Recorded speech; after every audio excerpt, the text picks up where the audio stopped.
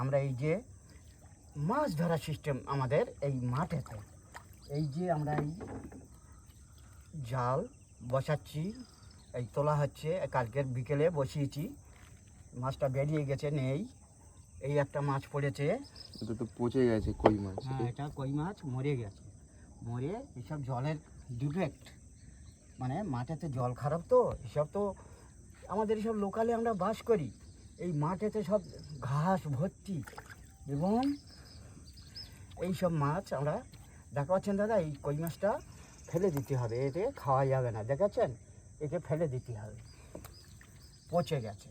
এই কীভাবে মাছ ধরার সিস্টেম আমাদের এই একটা মাঠে। মাছ পড়েছে। হ্যাঁ, এই হলো আমাদের সিস্টেম, এই দেখুন, এই হলো মাছ ধরার সিস্টেম আমাদের, এই জাল, এই এটা কারেন্ট জাল নাকি?